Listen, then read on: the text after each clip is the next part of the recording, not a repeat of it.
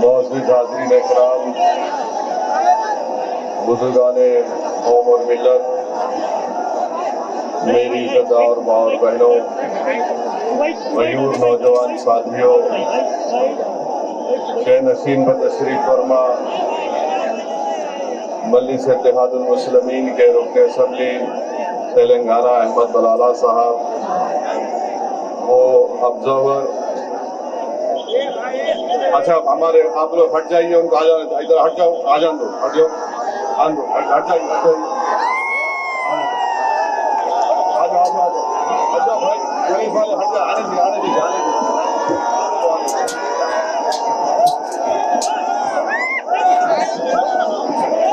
आराम से आइए, आराम से।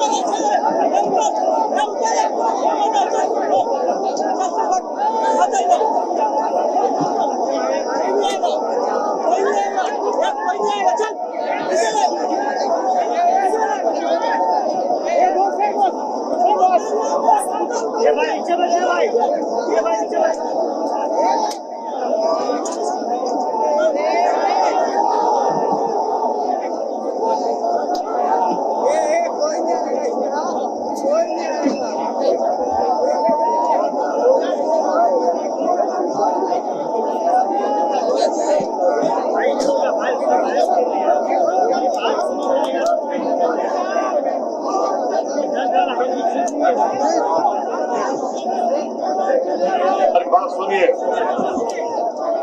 मेरे अजीज दोस्तों और बुजुर्गों, जनाब अतीफ अहमद साहब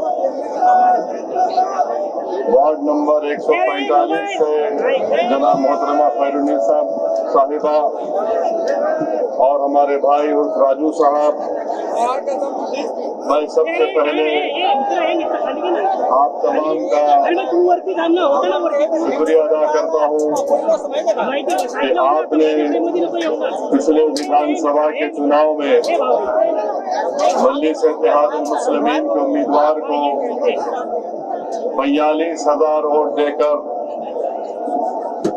उनकी तायीद का ऐलान किया और मुझे यकीन है कि इंशाअल्लाह ताला जो इतनी बड़ी तादाद में आपने वोट दिया है वो मुस्तकबिल में हरगिज़ रायगा नहीं जाएगा और मुझे यकीन है कि आइंदा विधानसभा के चुनाव में यहाँ की आवाम, मानपुर शिवाजी नगर की आवाम मजलिस इत्तेहादुल मुस्लिमीन के एमएलए को मुंतखब करके रहेगी। ए भाई, ए भाई, ए भाई, ए भाई, ए भाई, ये किसी को मत बोलो, छोड़ दो ना, छोड़ दो। अब आप आराम से बैठना, आराम से बैठना। हम आपसे मोहब्बत है, आपसे भरोसा करके आपको यहाँ तक बुलाए। अब आप हमारी बात सुन भी लीजिए। ये भाई सुन जाओ, ये बच्चों को कर लो, छोटे बच्चों को कर लो। हाँ, अभी आप सुनिए हमारी बात। देखो, ना उद्धव ठाकरे, ना देवेंद्र फडणवीस, ना अजीत पवार, ना शिंदे, ना किसी कांग्रेस के नेता को इतना करीब आने देते आपको। हमारा आपका दिल का कनेक्शन है और अखिलेश यादव भी आए तो इतना करीब आने नहीं देते। तो अभी हमारी बात सुनिए आप। ये छोटे बच्चों को ऊपर लो, छोटे बच्चों को।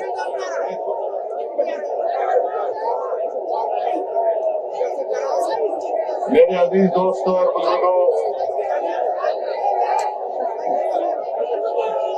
आपने जनाब अतीक साहब की बसीरत अफरोज किताब को सुना और आज हमने एक अवामी मैनिफेस्टो का इजरा अमल में लाया और हमने कहा कि 15 मुद्दों पर बात होगी। 15 जनवरी को शुरुआत होगी इंशाअल्लाह ताला। और 15 मुद्दे क्या है? साफ सुथरा गोवंडी, सफाई और साफ पीने का पानी, सड़कें, फुटपाथ को साफ रखना, अवामी सेहत और हेल्थ के मराकज को कायम करना, हंगामी और हिफाजती एम्बुलेंस की सर्विस, इमरजेंसी की सर्विस, टीका की लगाने की जिम्मेदारी, छठा सरसब्ज जो साफ और आलूगी से पाक माहौल, 7वां बीएमसी स्कूलों में मियारी तालीम, 8वीं तलबा और नौजवानों के लिए ताउन, 9वां हुनरमंदी के तरक्की और रोजगार के मौके, 10वां मुंशियात से पाक यानी ड्रग्स से पाक गोवंडी, 11 रिहायशी और झुग्गी बस्तियों का तहफ़्फ़ुज़, 12 मालूमात, रहनुमाई और सेहत बेदारी मरकज, 13 खवातीन की हिफाजत, 14 समाज कल्याण केंद्र, एसके और अवामी फलाही मराकिज के गैर जरूरी चार्जेस पर कंट्रोल, 15 ईमानदारी, तरस पर हुक्मरानी और अवामी शिरकत। क्या आप इसको मंजूर करते हैं? क्या आप मजलिस के इस मैनिफेस्टो को मंजूर करते हैं जिसमें अतीक साहब की क़ियादत में कहा गया कि 15 मुद्दों पर बात होगी? तो क्या 15 जनवरी को शुरुआत होगी? क्या 15 जनवरी को शुरुआत होगी? मेरे अजीज दोस्तों और बुजुर्गों, मैं आपको ये बताने के लिए भी आया हूँ कि देवनार में जो डंपिंग ग्राउंड है, क्या उसको खत्म करना चाहिए? नहीं खत्म करना चाहिए। देवनार में जो डंपिंग ग्राउंड है वो खत्म होना चाहिए, नहीं होना चाहिए। जितने लोग खत्म होना चाहते हैं मेरे साथ नारा लगाइए, नारे तकबीर। अब आप जनाब सुनिए, समाजवादी पार्टी के लोगों से आपको पूछना पड़ेगा कि 20 साल में आपने देवनार के डंपिंग ग्राउंड को खत्म क्यों नहीं किया? और इस डंपिंग ग्राउंड की वजह से यहाँ की जनता और आवाम में उनके फेफड़े खराब हो रहे हैं, बच्चों की जिंदगियां मुतासिर हो रही है, बुजुर्गों का जीना महाल हो चुका है। क्या आप चाहते कि एसएमएस, एनवोकेनास, बायो मेडिकल का वेस्ट पोल्यूशन का यहाँ पर डंपिंग खत्म हो? जानवरों को जलाकर, इंसानी जिस्म को जलाकर लाकर यहाँ पर फेंका जा रहा है इस इलाके में। आप देख चुके हैं कि इतने वर्षों से आपने समाजवादी पार्टी को कामयाब किया, उनके कॉरपोरेटर्स को, अराकीन बल्दिया को कामयाब किया, उन्होंने इस मसले का हल तलाश नहीं किया। मैं आपको बताना चाह रहा हूँ, आप मजलिस के कॉरपोरेटर्स को कामयाब करिए, इंशाअल्लाह ताला ये डंपिंग ग्राउंड बंद होगा। कोई गाड़ी आकर कचरा नहीं फेंकेगी, मजलिस का कॉरपोरेटर जीतेगा। अगर कचरा लेकर देवनार में आएंगे तो इंशाअल्लाह ताला मुंबई की सड़कों पर कचरा को डालेंगे, फडणवीस के घर के सामने जाकर डालेंगे। ये आपको बताना पड़ेगा। 15 तारीख के दिन अस्पताल नहीं है, अस्पताल है तो डॉक्टर नहीं है। प्राइवेट अस्पतालों में जाकर गरीबों पर बोझ बन जाता है। 15 तारीख के दिन मजलिस के कॉरपोरेटर्स को कामयाब करिए, इंशाअल्लाह ताला अस्पताल बनेगा। अब सेहत खराब होगी तो फडणवीस की और अबू आसिम की सेहत खराब होगी इंशाअल्लाह ताला। जिस्मानी नहीं सियासी सेहत खराब हो। रुक जाओ, बच्चे को ले लो, बच्चे को ले लो। हाँ ले लो, आ जाओ बेटा, आ जाओ, आ जाओ। इस बच्चे के मुस्तकबिल के लिए आपको 15 तारीख को वोट डालना है इंशाअल्लाह ताला। चौथी बात, गवर्नमेंट स्कूल नहीं है, गवर्नमेंट स्कूल नहीं। अभी सुनो,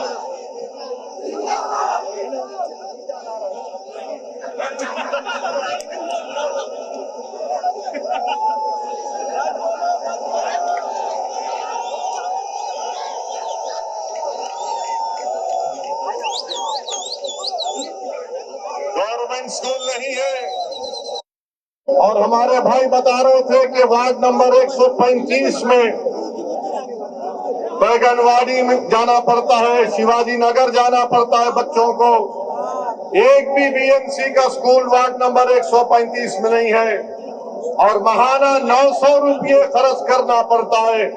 मैं आपसे वादा कर रहा हूं, आप वार्ड नंबर 135 से मजलिस इत्तेहादुल मुस्लिमीन के उम्मीदवार को कामयाब करिए। इंशाअल्लाह ताला गवर्नमेंट स्कूल खुलाया जाएगा। जो काम समाजवादी पार्टी ने नहीं किया वो काम सही तरीके से सही राह पर ले जाने का काम अतीक की क़यादत में मजलिस इत्तेहादुल मुस्लिमीन करेगी। मेरे भाई, पानी की सप्लाई बराबर नहीं आती है और आप देखते हैं कि गोवंडी, शिवाजी नगर, मनखुर्द में बारिश होती है तो पानी जमा हो जाता है। मैं आपसे वादा कर रहा हूं कि इंशाअल्लाह ताला मजलिस के कॉर्पोरेटर कामयाब होंगे तो पानी की सप्लाई भी सही होगी और बारिश में पानी जो जमा हो जाता है उसके निकासी का इंतजाम किया जाएगा। रोड नहीं है, ट्रैफिक की वजह से गोवंडी, बैगनवाड़ी, शिवाजी नगर में ट्रैफिक जाम हो जाता है।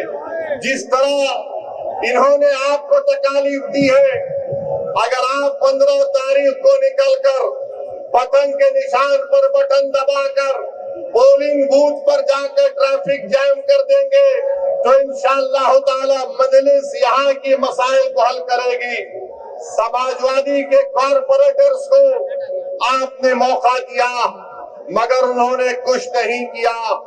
और जनाब अबू आसिम ये कहते हैं कि मजलिस अगर लीडरशिप को बनाने की बात करती है तो समाजवादी पार्टी के यहाँ के मुकामी एमएलए साहब बोलते हैं कि पाकिस्तान चले जाओ। सुनो अबू आसिम साहब, कान खोल कर सुन लो, जब तक अल्लाह असदुद्दीन ओवैसी को जिंदा रखेगा इंशाअल्लाह ताला ना पाकिस्तान जाएंगे ना भारत को कमजोर होने देंगे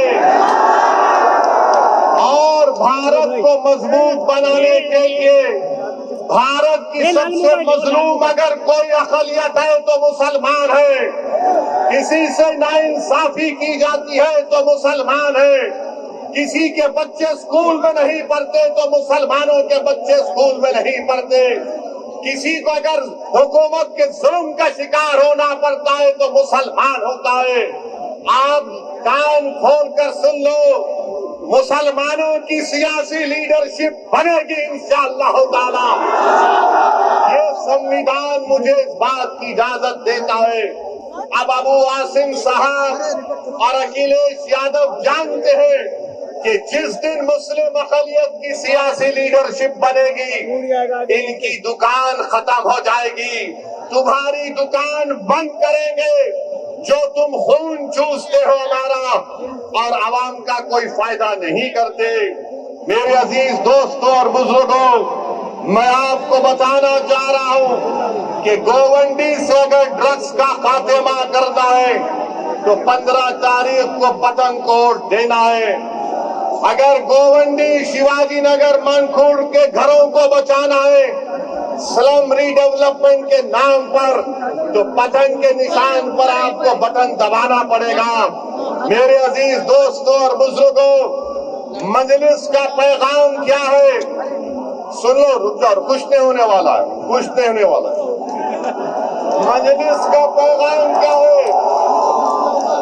मजलिस का पैगाम इनफरादियत नहीं है, इंडिविजुअल नहीं है। मजलिस ये नहीं कहती कि एक शख्स को देखो, मजलिस कहती है इज्तिमाई कलेक्टिव की बात, कलेक्टिव रिस्पॉन्सिबिलिटी की बात मजलिस इत्तेहाद अल मुस्लिमीन करती है। समाजवादी बोलती है एक शख्स को दो। मैं क्या चाहता हूं कि मजलिस के प्लेटफॉर्म पर एक नहीं बल्कि 100 की तादाद में आपके दुआ और वोटों से, जमीनी सतह से आपका लीडर पैदा हो जाए। ये काम में आपको ताउन करना है मेरे भाई। लीडरशिप को बनाना है जो आपकी आवाज में बात करेगा, जो आपके तकालीफ और मसाइल को बयान करेगा। और फिर जनाब अबू आसिम साहब ने इसी जगह पर एक प्रोग्राम किया और कहा 30 साल बेमिसाल। कहा था 30 साल बेमिसाल कहा था। अब मेरा जवाब अबू आसिम साहब आपके लिए है कि 20 साल गोवंडी बेहाल। जुर्म की रात लंबी, गुर्बत, तंगी और कचरे के पहाड़, ये अबू आसिम का कमाल। 20 साल बेमिसाल। कभी भाई सुनिए, कभी चलकर फिरते भी आप, कभी आंख से देखते यहाँ की बदहाली को, कभी तुमने देवनार के डंपिंग ग्राउंड के बारे में बात की, कभी ड्रग्स के मसले पर तुमने देखा कि कैसे हल किया जाए। मैं जिम्मेदारी के साथ कह रहा हूँ, मैं यहाँ पर बैठकर मजलिस के इन तमाम 8 उम्मीदवारों की तकारीर को सुन रहा था। मैं आपको जिम्मेदारी के साथ बता रहा हूँ कि बहुत लंबे अरसे के बाद मैंने ऐसे काबिल उम्मीदवारों को देखा है।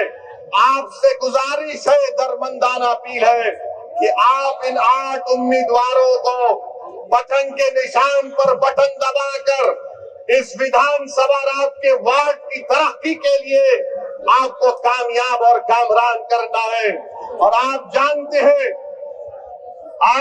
हैं मेरे भाई कि देवेंद्र फडणवीस बार बार बोलते हैं ये ट्रिपल इंजन की सरकार है।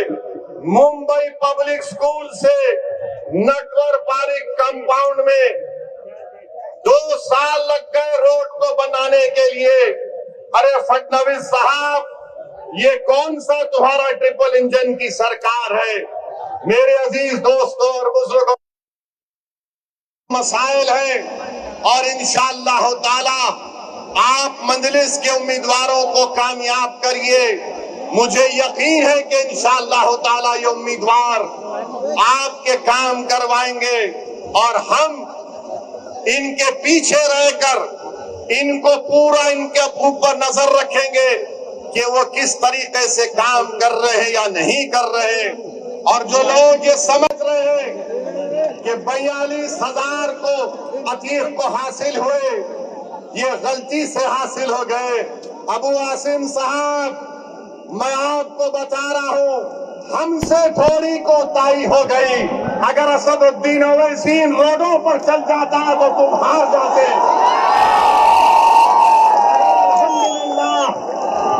अब गोवंडी के मानकुट शिवाजी नगर के हर घर में पतंग पहुंच चुकी है। हर घर में मजलिस का पैगाम पहुंच चुका है। मेरे भाई, एक सियासतदान के लिए आपने 20 साल उसको वोट दिया। बताओ 20 साल में ये बर्बादी कर दी गई है आपके इलाकों में। अगर आप इंसाफ चाहते हैं तो मैं नौजवानों से अपील कर रहा हूं कि आप मजलिस इत्तेहाद अल मुस्लिमीन को वोट देकर कामयाब और कामरान करिए। और दूसरी बात ये है कि अभी हम सुन रहे हैं, मेरे भाई भाई सुनो, रुक जाओ थोड़ी देर, आई लव यू।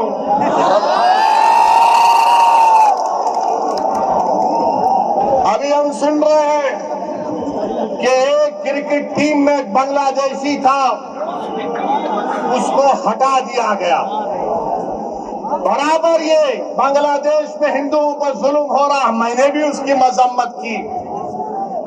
मगर ये तो बताओ मोदी जी, अगर बांग्लादेश में किसी की मॉब लिंचिंग होती है तो आपको गुस्सा आता है, मगर महाराष्ट्र के जलगांव में जिस बच्चे को मारा गया था उसके ऊपर आपको गुस्सा क्यों नहीं आता मोदी जी, फडणवीस जी? सबसे पहली मॉब लिंचिंग 2014 में मोदी की हुकूमत बनने के बाद पूना में मोहसिन शेख की हुई थी और जलगांव में सुलेमान पठान को उसी के दोस्तों ने मार मार कर उसको शहीद कर दिया। अगर बांग्लादेश में कोई हिंदू मरता है हम कंडेम करते हैं, मारने वालों को जालिम कहते हैं। मारने वाले जिन्होंने जलगांव में सुलेमान पठान को कहा वो भी जालिम है, उनका भी कंडेमनेशन होना चाहिए। बांग्लादेश हो या भारत हो, इंसान की जिंदगी इंसान होती है, हिंदू की भी जिंदगी होती है, मुसलमान की भी जिंदगी हो सकती है। और हम पूरे बीजेपी वाले आज टीवी पर बाजा बजा रहे हैं, हमने एक प्लेयर को वापस कर दिया। अरे सुनो, तुम क्या सबको बेवकूफ बनाना चाहते हो?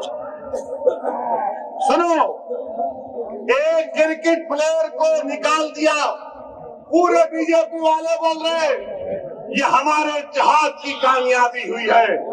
अब सुनो भारत की जनता, खासतौर से भारत और महाराष्ट्र के हमारे हिंदू भाई बहनों से कह रहा हूँ, तुम एक क्रिकेट प्लेयर के कैंसलेशन पर तुम मिठाई बांट रहे हो तो नरेंद्र मोदी से पूछो।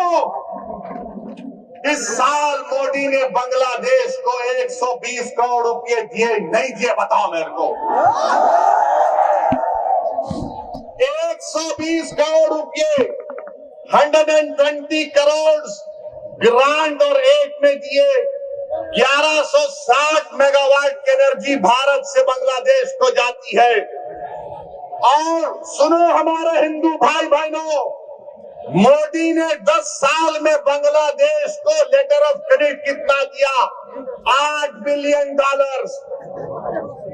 $8 बिलियन। और तुम असदुद्दीन ओवैसी को गाली देते हो। सुनो, मैं किसी मजहब का खिलाफ ना कभी रहूंगा इंशाअल्लाह ताला, मगर अगर मजलूमों से इंसाफ का मुतालबा करना, अगर मोहसिन शेख के कातिलों को सजा दिलाने की बात करना, अगर जलगांव के सुलेमान पठान खान को जिसके दोस्तों ने उसको मारा उनको कफर किरदार तक पहुंचाने की बात करना अगर जुर्म है तो खुदा की कसम जब तक जिंदा रहूंगा जुर्म करता रहूंगा। और वो क्रिकेट प्लेयर की सुनो, वो क्रिकेट प्लेयर, वो टीम ने उसको 10 करोड़ में खरीदा। आपने बांग्लादेश को 120 करोड़ रुपए 2025 में दिए एड और ग्रांट में। 1160 मेगावाट पावर बांग्लादेश को भारत से जा रहा है। और 10 साल में मोदी की हुकूमत ने एलओसी दिया $8 बिलियन का, $8 बिलियन का। और तुम नफरत करते हो मुसलमानों से। मैंने पार्लियामेंट में खड़े होकर कहा था कि बांग्लादेश की हमारे हिंदू भाई बहनों की मंदिरों का तहफ्फुज होना चाहिए। आप पैसे दे रहे हैं और यहाँ पर बीजेपी के लोग, क्योंकि महाराष्ट्र के इलेक्शन है, महाराष्ट्र की और मुंबई की जनता को बोल रहे देखो हमने बांग्लादेशी को भिजा दिया, अरे एक और तो भिजाओ ना, जो मोदी की बहन बनकर दिल्ली में बैठी हुई है। क्या आप चाहते हो मोहतरमा बांग्लादेश जाए? आप चाहते हो बांग्लादेश को दे दिया जाए? तो लगाओ नारा, नारे तकबीर। मोदी जी सुनो, ये आवाज आ रही है, लेके जाओ, उसको निकालो, उसको पहुंचाओ बांग्लादेश। और दूसरी बात अभी खत्म नहीं हुआ मोदी के ऊपर। आज हमने देखा कि वेनेजुएला में ट्रंप ने अपनी फौज को भिजाकर वहां के एक जमहूरी तौर पर मुंतखब शुदा सदर को उसी के मुल्क से उठाकर अमेरिका लेकर चले गए। नरेंद्र मोदी जी, अमित शाह, देवेंद्र फडणवीस, जब ट्रंप अपनी फौज को भिजाकर वेनेजुएला से कदमी को उठा सकता है, जब सऊदी अरब यमन में मुखल्ला के पोर्ट पर बमबारी कर सकता है, मोदी जी हम आपको कह रहे हैं, आप पाकिस्तान में भिजाकर जो मुंबई की सड़कों पर साजिश करने वाले 9/11 के जालिम लोग हैं, चाहे वो मसूद अजहर हो या फिर लश्कर तैयबा का वो जालिम शैतान हो, मोदी जी 56 इंच का सीना है तो भिजा कर उठाकर लाओ। अगर ट्रंप कर सकता है तो क्या आप कम है? जब ट्रंप कर सकता है तो आपको भी करना पड़ेगा, क्योंकि मोदी ने कहा था अब की बार ट्रंप सरकार।